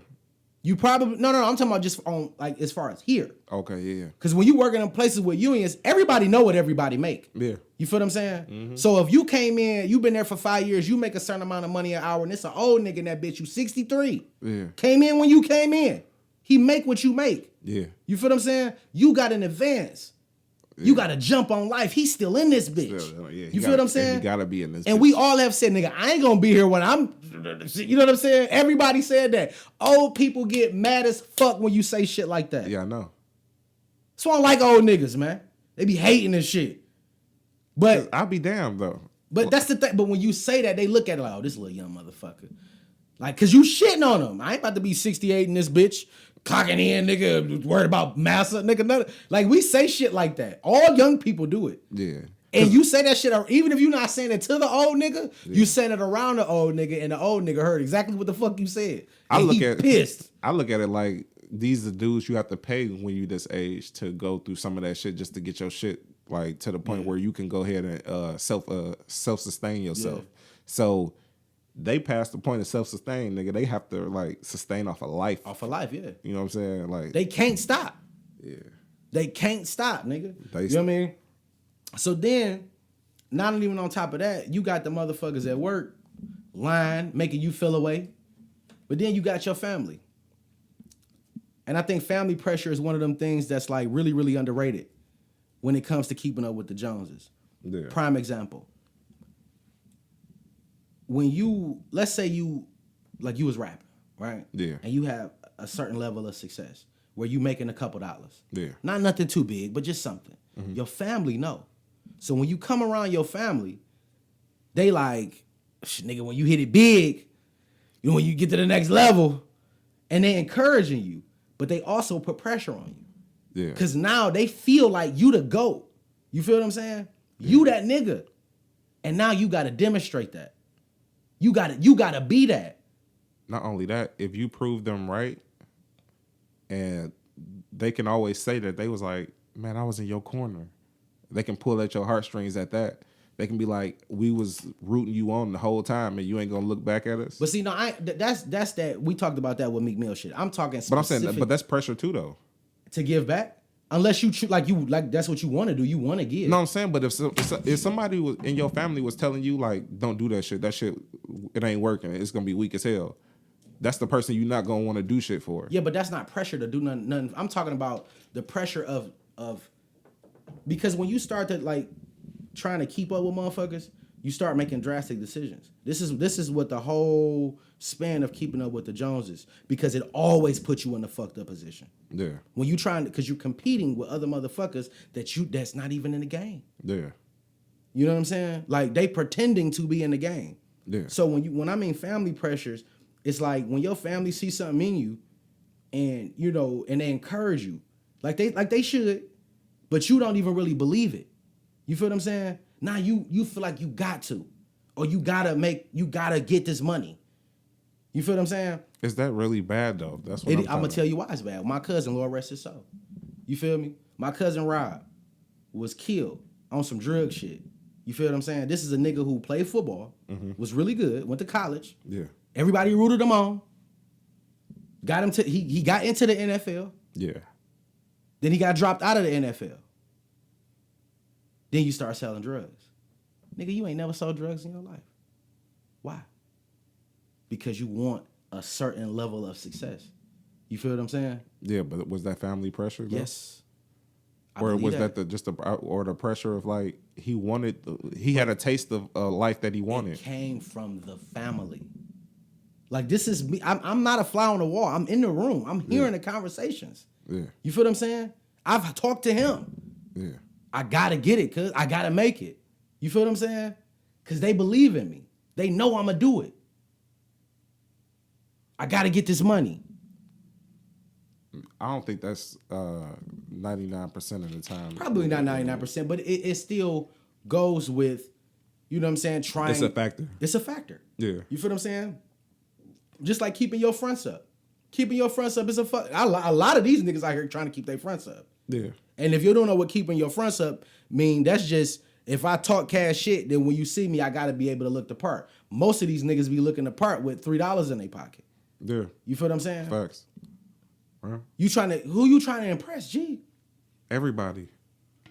But see, you put yourself in that situation. You put yourself in that position, bro. Like, what's wrong with just being a sneaker nigga and being a fly nigga? Why you got to go above and beyond? Why you got to go get the $20,000 chain or the $7,000 Rolex? Why you got to do that? Now you got to keep going. You can't stop. You got to keep going. Yeah. You feel what I'm saying? You set yourself up for failure. If you like that shit, then put yourself in a position where you can really afford it, not just pay for it. Mm-hmm. I don't got no problem with nobody liking the finer things or what's considered the finer things in life, which is more expensive shit. Yeah. I don't got no problem with that. Yeah, but do it when you can afford it. Do that shit in moderation, when you can afford it. And remember, it's always a difference between what you can pay for and what you can fucking afford. Yeah, always. You shouldn't have to make a decision of paying DTE or getting a bag or a shoe. You shouldn't have to make that decision. Yeah. I think it comes in the age of fast money. So the average dollar stays in a person's pocket not that long. You know what I'm saying? A black person's pocket. For sure. Like if we specifically talking about black people. Yeah, I'm just talking about like money just like, yeah, if we talking about black people for sure. But the money coming in and out so fast, like the kids just, that's what they know is to spend it. So they not looking at the future as far as like building for like saving for homes and saving for shit that like that's gonna actually get them equity in life. That's because they parents shitty. That's just shitty parents. Yeah. That's just what the fuck I'm saying. Like y'all motherfuckers, and I love y'all as a people, but y'all niggas gotta do better or your kid gonna be fucked up. Living with you at 26, 27, not really independent, asking you for a couple dollars here and there. Yeah. You feel what I'm saying? Yeah, it goes back to what you were saying about the parents like starting businesses for the kids and shit. We have to be more proactive in the kids' life as far as like setting them up for the future, right? And putting them on the right path so when they get older, their decision making ain't fucked up like that. It ain't fucked up, bro. You know what I'm saying? And it's like, just be mindful, y'all. Just be mindful, bro. People don't give a fuck about you that much. Remember that going into when you get to posting. Don't nobody care about you. Yeah. So you going above and beyond to impress a bunch of motherfuckers that don't give a fuck about you, nigga, is redundant. That's the stupidest shit in the world. To be honest with you, it's got to the point where with social media, I don't even look at my like personal page. Yeah. If it ain't wordplay, I get more excited off of anything that we post on there. My shit, my own shit, I don't even look for likes on it. I just post it just cause like let my family know I got some new shit like we do it. Bro, this shit is, I'm gonna tell you, dog, like it got to a point where I got this shit down to a science where I can tell if a motherfucker is trying to flex. Okay. Right? Like, so you know when niggas take selfies, right? Yeah. Niggas would do the most to try to get certain shit in the picture. Like cars, like the wheels. The steering wheel so you can see the logo. Or if they doing something like this and they got a specific type of shirt on, they'll make sure that they angle it enough so you can see whatever logo. Yeah. I've even seen niggas that get rims and they'll sit on the ground next to the rim and take a selfie picture with like. Bro, if you rap, I understand it. But if you just living your life, bro, chill the fuck out. Like seriously. Yeah, because it's like for rap purposes, it's actually promotion. It's promotion. Yeah. But if you like you doing the most, and I ain't like I remember I had a conversation with a nigga, bro, and because it was a cool nigga at my job, and I thought the nigga was cool. But how I conversate with you, I see where your mind at. He like, oh, I'm about to get these rims. It's $3,000, right?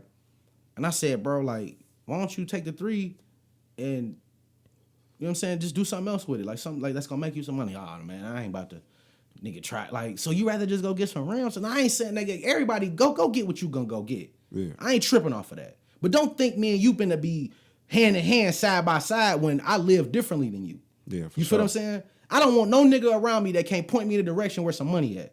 Yeah. Period. I don't like being put in a position where I have to work specifically to pay off something. You get what I'm saying? Like, you know how niggas have to do overtime to get some extra money because I got a bill coming up? I don't like that. Yeah. Like, I like to have a cushion. Right. So I set my finances up to the point where I'm not, like, when my bills come out, I can still, if I'm looking at something online, I still can get that shit and don't even think about that. Yeah. So that's the cushion that everybody should, like, if you're not working towards that, then what are you doing? Keep in mind that most of, like, when you spend all this fucking money on some shit, bro, you doing that to impress a motherfucker that don't have shit. Let's just keep it a bill. Yeah. Well, not all the time. Like, explain that. You go buy a Rolex. You brought up the Rollies earlier. Yeah. To impress a motherfucker that can't even afford it. What's the point? But what if you want a Rolex? I understand that. If you want a Rolex, get it the right way. Yeah, that's what I'm saying. But also, do you think that you should have a $28,000 or $30,000 watch paying rent? No. It was a meme, and it was funny as hell. It was like, bitches be, I think the pain hit different when you in the house recovering off when you in an apartment recovering from $15,000 surgery. Okay.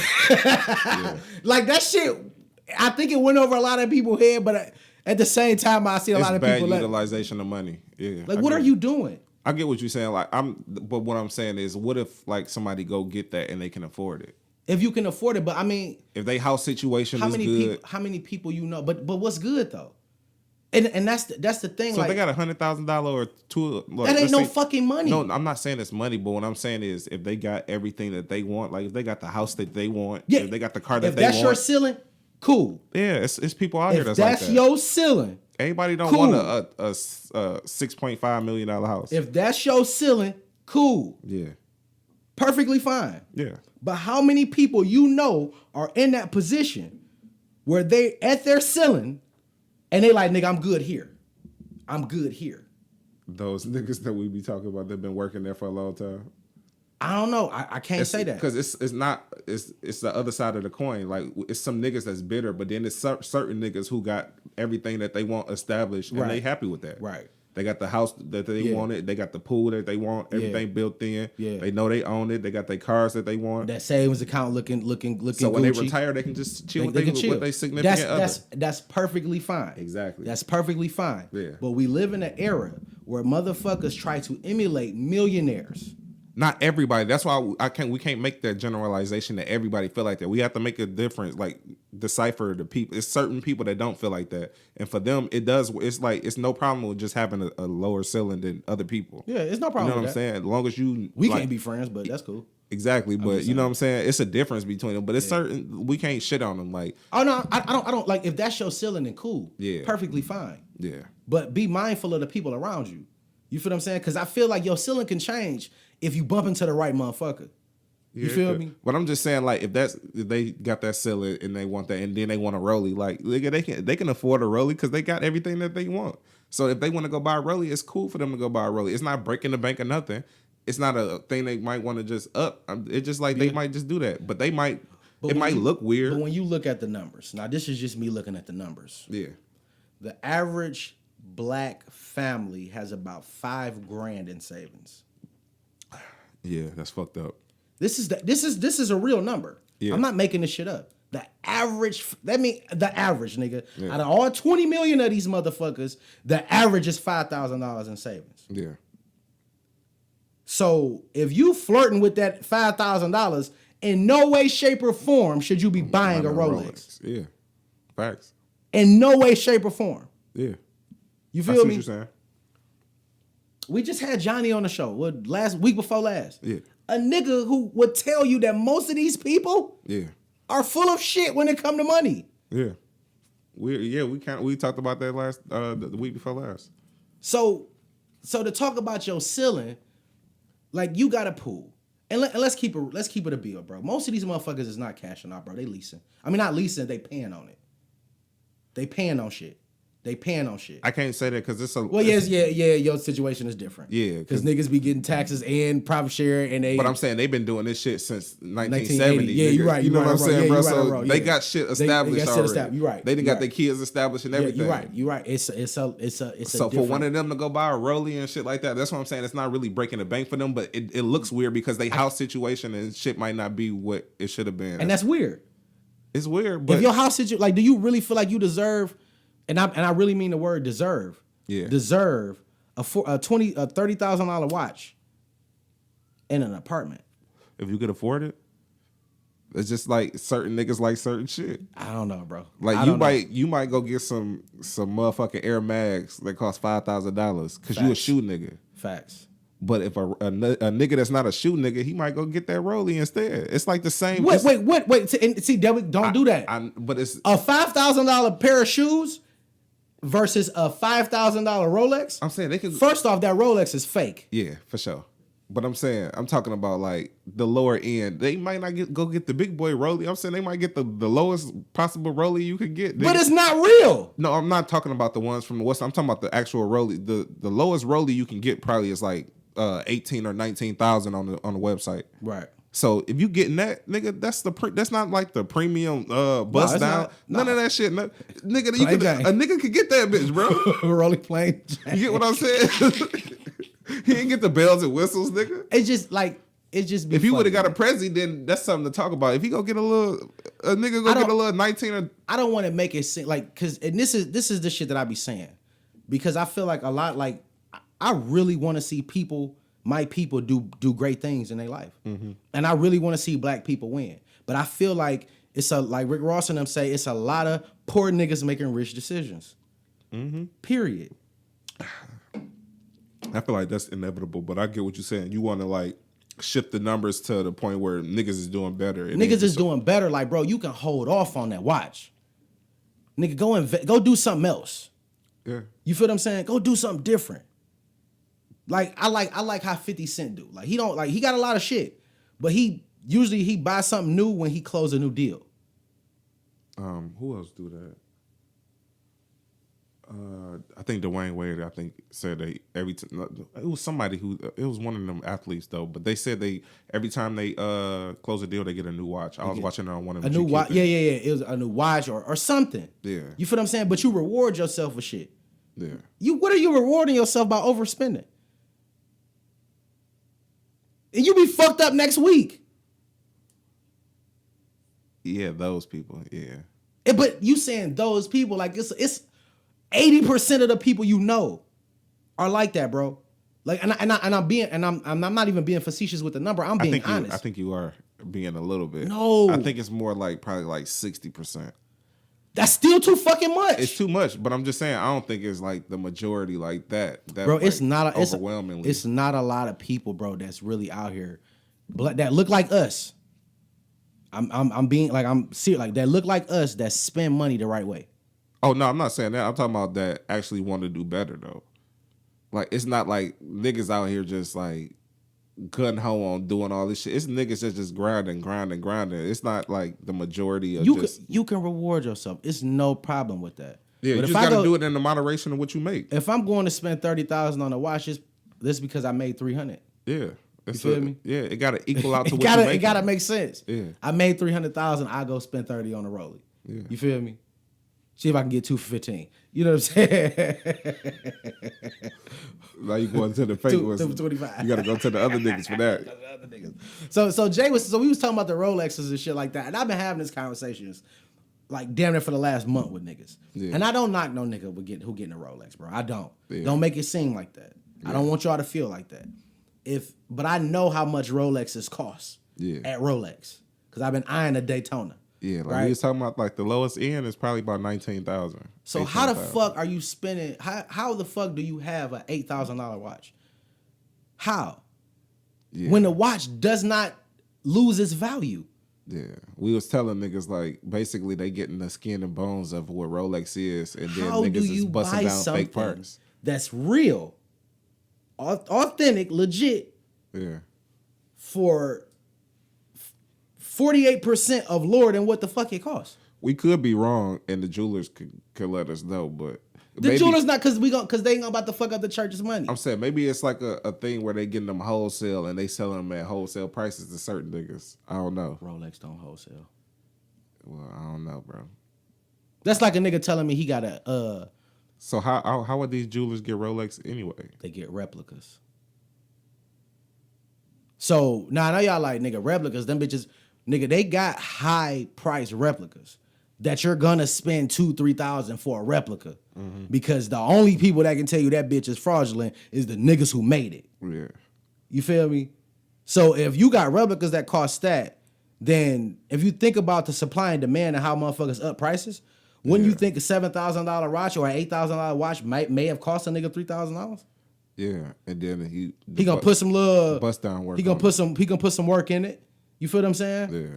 Them ain't the highest quality of stones, but shit, I get it. Yeah. He might get some QZs in that bitch. You don't know. Yeah, it might be every other. You don't know. Yeah. And these niggas is not reputable dealers. If you go to like most of these websites, bro, you go to, they'll tell you where you can go get that watch. Yeah. Or they'll tell you who have that bag. Yeah, like. And it's not none of them niggas that the little pawn shops. You not getting that from them. Like especially bags and shit. It's normally like a Neiman's or like Bloomingdale's in New York or some shit like that. There ain't no places you can get that shit. No, not at all. Maybe Somerset here. Which I learned that back when my homeboy DMJ was selling the fucking fake bags. Yeah. I thought he was fucking crazy. I said, nigga, ain't nobody buying that shit. This nigga started throwing purse parties.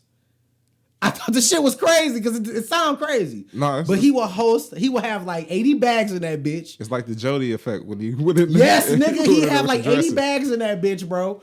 All like he's a funny ass nigga too. So he like, nigga, it's all about the presentation. That's how he talk. Yeah. Like he trying to get me to buy, man. But he like nigga, these bitches don't give a fuck that this shit fake. They don't care that Louis Vuitton don't even make this kind of print. Not in this bag. But hey, they want it for $300, and they was buying them bitches, bro. I know they was, bro. You see a lot of that shit walking around. And I'm not gonna ever say like I'm just familiar with all the prints and how that shit go, but I know a lot of that shit is seasonal. Yeah, you feel what I'm saying? And certain shit you can't get when it ain't in season. But you can holler at my man's. He gonna get you all year round. Bro, y'all niggas just be mindful, bro. Like, just practice better spending habits, bro. Like, that shit don't mean nothing. It don't. Stop worrying about what a motherfucker think you got or don't.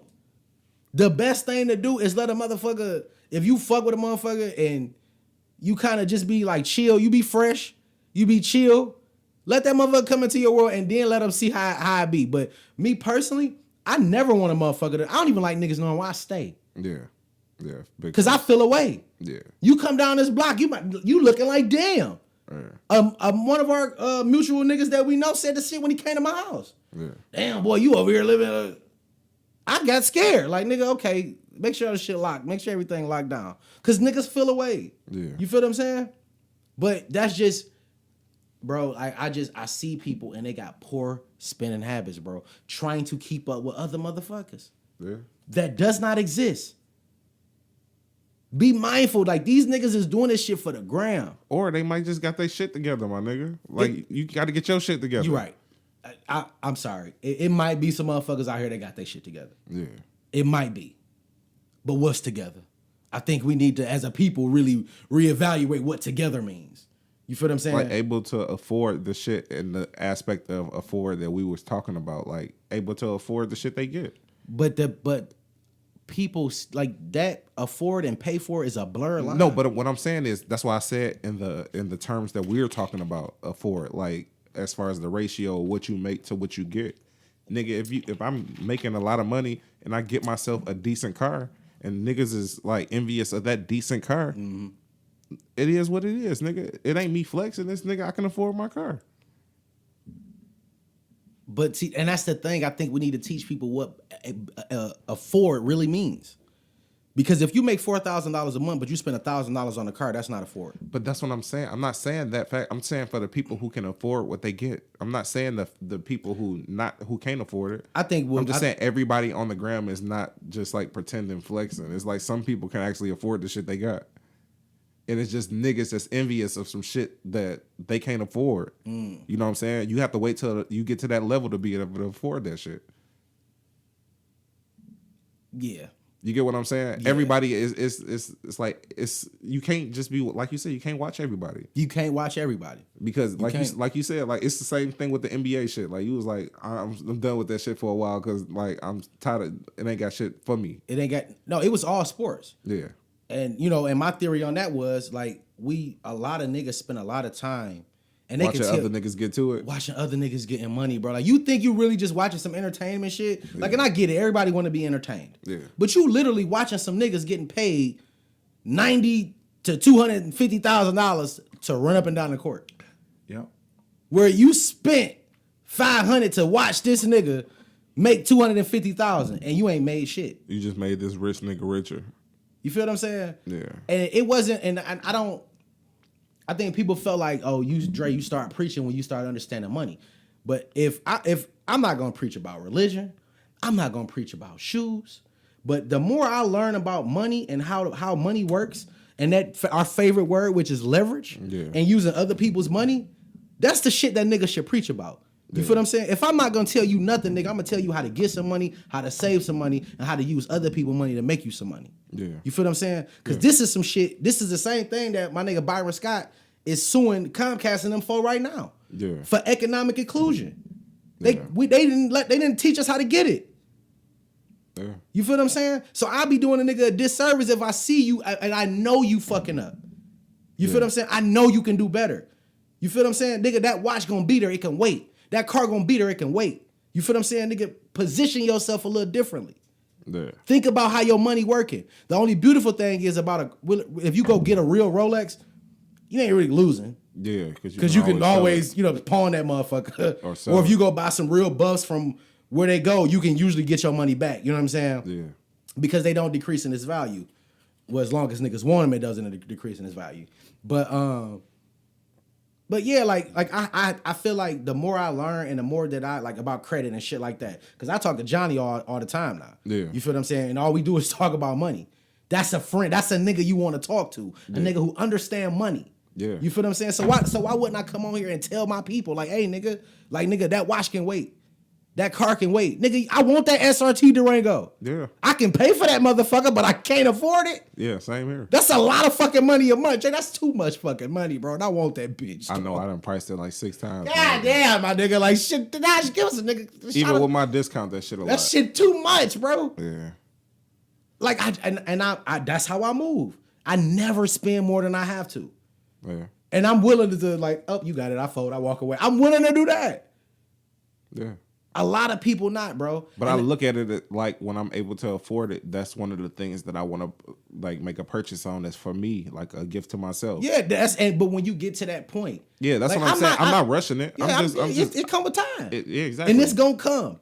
You just can't be making nigga decisions trying to get to that next, trying to raise the bar, bro. You can't make nigga decisions. That's what I'm saying. We just want people to redirect it and use the motivation in that way, as far as like looking at it as something like, to when I get to that point, that's what I'm gonna do for myself. Right. Don't look at it as I got to get that now. I got to get it now. Look so at me I'm a certain type of way. Yes, but see in that. And see, that's that whole circle around to keeping up with motherfuckers. Yeah. You feel me? I always feel like, and that's just my personal opinion. Jay thinks a little differently, but I feel like most of these niggas is boosting. Yeah. You feel what I'm saying? Most of these niggas is boosting. So why the fuck would I base my life around some shit that don't even exist? Yeah. When you watching other niggas, that shit is not real. So you gonna go out and take a penitentiary chance to be like this nigga when that shit fake. It doesn't exist. That's what I'm saying. It's a good way for you to use that way to keep you from Grounded. Yeah, keep you grounded. For making, because I'm still just a saying, nigga. I'm just saying, like, it's a lot of niggas out here that can afford the shit they get. And I hope that is. Yeah. But then at the same time, it make me think, like, if that's the case, then why are other people buying up our neighborhoods? Yeah. You dig what I'm saying? I'm saying, like, that's not knowing how to, like, use your money. But that's what I'm saying is, as far as, like, utilize your money rather than use it. You know what I'm saying? They utilizing it to uplift the community and shit like that. They just not directed in that way. That's a simple, like, and shift. then niggas be sick. Yeah. Niggas be sick when that rent go up to $2,000. Yeah. Niggas be sick. Bitch, you could have bought the building, my nigga. What is you talking about? Yeah, that's what I'm saying. Like, a nigga, but that's what I'm saying. Some people got the wherewithal to go ahead and get some property, and it might not be in the motherfucking hills of Hollywood. It's relative to where they at, nigga, and it's nice, and they build upon that. That's what I'm saying. It's a lot of people that's out here like that. Mm-hmm. It's not a lot of people that's just like, oh, I'm just gonna rent for the rest of my life, and that's it. It's a lot. I know of people like that though. Yeah, I know. I do. I've known people like that. But I know a lot of people like that I've too. known motherfuckers that own like 30 properties and live in an apartment. Yeah. And I thought that was the most gangster shit in the world because you like, nigga, I'm minimal. But it's a minimal living. Because you in an apartment, you got a little 1 bedroom, maybe a 2, you paying $800 a month. Whereas if the type of money you make in a month, you can afford a house that got like, that's 2,000 square feet or 2,500 square feet. And your mortgage is like $1,500 a month on top of your property taxes being like $8,000 a year. You saving yourself 10 bands. See, but I'm looking at it like homeowner, wife's parents homeowner. Yeah.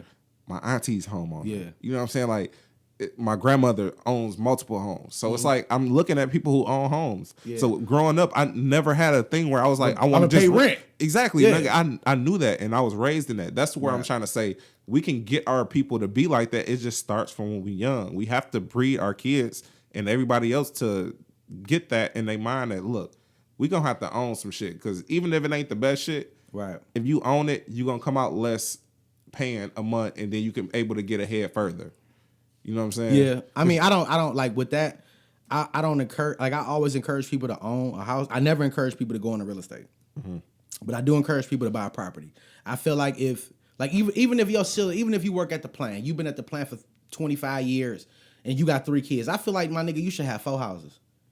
Yeah. The one y'all live in, and you should have one for each one of your kids. Yeah. You feel what I'm saying? This is how motherfuckers with real money, this is how they act. Yeah. You feel what I'm saying? So if you spend your time idealizing a motherfucker that don't have no money, look at the niggas who really got money and getting it. And I ain't talking about the rappers or athletes and shit like that. I'm talking about like my man's the billionaire nigga or my nigga Byron Scott. Like, look at these niggas, bro, who really getting it. Yeah.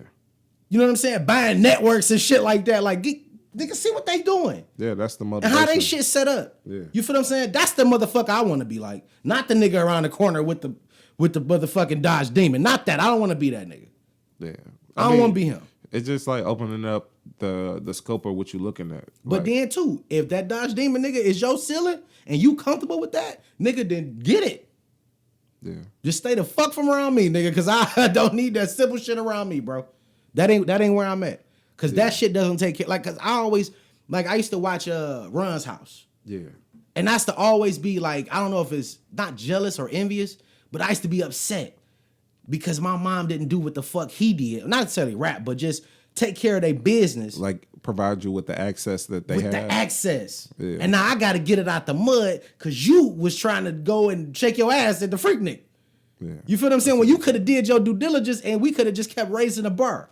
Yeah. You feel what I'm saying? Daddy, I want to fucking want to rap. Daddy, I want to fucking do this. That. All right, let's put a call in, nigga. It happens. But I look at those niggas who used to work at the plants and shit from when they was from the 70s and they still working at the plant with us now. I don't look at them like a success, like, because they have a lot of shit. Yeah. I look at it like, you shouldn't even still be here. Yeah. Because y'all had profit sharings and shit. That was in a time where they was getting like 20 bands a year. extra on what they was already getting paid, like 60, 70,000 a year anyway.